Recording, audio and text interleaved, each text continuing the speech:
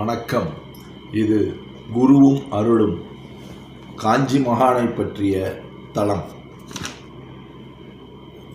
India முழுவதும் அவர் காலடி படாத மண்ணே இல்லை என்று சொல்லுவார்கள். அந்த அளவிற்கு இந்தியா முழுவதும் நடந்தே எல்லா இடங்களுக்கும் சென்று அன்பும் அருளும் பொழிந்த கருணை கடல் அவர். எல்லா உயிர்களிடம் அன்பு காட்ட வேண்டும் என்று மகா பெரியவர் அடிக்கடி சொல்லுவார். இம்சை தரும் எறும்பு, கொசு, கரப்பான்பூச்சி, பல்லிகளை நாம் கண்டால் அவற்றை உண்டு இல்லை என்றாக்கி விடுவோம். ஆனால் மகா பெரியவர் பார்வையில் அவை அனைத்தும் அன்புக்குரியவை. காஞ்சிபுரம் அருகில் உள்ள தேனம்பாக்கத்தில் சுவாமிகள் தங்கியிருக்கும் அறைக்குள் யாரும் போக மாட்டார்கள். அப்படி ஒரு கட்டுப்பாடு. தனக்கான வேலைகளை சுவாமிகளே செய்து கொள்வார். இங்கு பூஜை உள்ளிட்ட எல்லாவற்றுக்கும் தண்ணீர் எடுத்து வர மரச்சொம்புகளே பயன்படுத்தப்படும். பூஜை செய்ய, கை கால்களை சுத்தம் செய்ய என தனித்தனி சொம்புகள் இருக்கும்.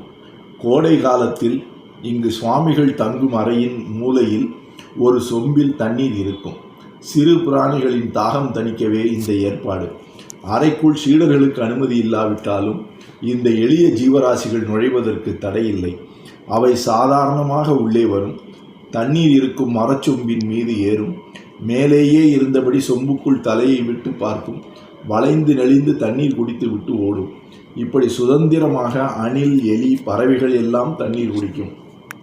உள்ளே யாரும் இருக்கிறார்களா என தயக்கத்துடன் அவை வருவதை புன்னகையுடன் ரசிப்பார் காஞ்சி மகா பெரியவர். நம்மை பொறுத்தவரை அவை எலி, அணில், பறவைகள். ஆனால் அவரின் கண்களுக்கு எலி விநாயகரின் அன்புக்குரிய வாகனமாக தெரியும். அணிலோ ராமரின் கைகளால் ஆசி பெற்ற உயிர். பறவைகள் எல்லாம் பகவானின் அம்சம். உயிர்களை நேசிக்கும் மனது மகா பெரியவரிடம் இருந்து நாமும் கற்றுக்கொள்வோம்.